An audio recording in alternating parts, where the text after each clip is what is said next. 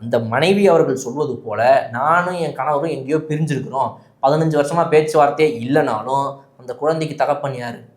பன்னீர்செல்வம் தான். பன்னீர்செல்வம் தான். அப்ப பன்னீர்செல்வத்துக்கு அதுல உரிமை இருக்குதா? லீகலா சட்ட ரீதியாக அவருக்கு உரிமை இருக்குதா கேஸ் போடுறதுக்கு? தன்னுடைய பிள்ளைக்கு ரீதியா இருக்கு. அப்போ நீங்க லீகலா பார்க்கும்போது, சட்ட ரீதியா பார்க்கும்போது ஒரு குற்றச்செயலா, இது ஒரு ஃபேக்கா அப்படின்னு கேட்டீங்கன்னா, இல்லாத நபரின் பெயரில் போடப்பட்ட வழக்கு இல்ல.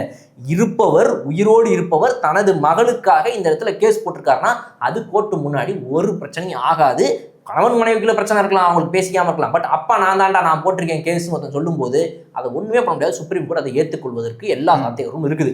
ஆனா இவங்க எங்க மாற்றாங்கன்னா, இப்ப இந்த பிரபாகரன்கிறவரை பொறுத்த வரைக்கும் அவரு சொல்றாரு, நான் சொன்னேன் எனக்கு இந்த வழக்குல சம்பந்தமே இல்லைன்னு சொல்லி நான் சொன்னேன்னு சொல்லி சம்பந்தப்பட்ட நபரே திமுக மீது சொல்றாரு, நான் வழக்கு கொடுக்கலன்னு சொன்னதாக எல்லா நியூஸ்லயும் பேர் வருது, நான் அப்படிலாம் சொல்லவே இல்லை அப்படின்னு சொல்லி அவர் பகிரங்கமா போட்டு உடைக்கும் போது இதுதான் அவங்கள இன்னும் வீக் அடைய வைக்குது.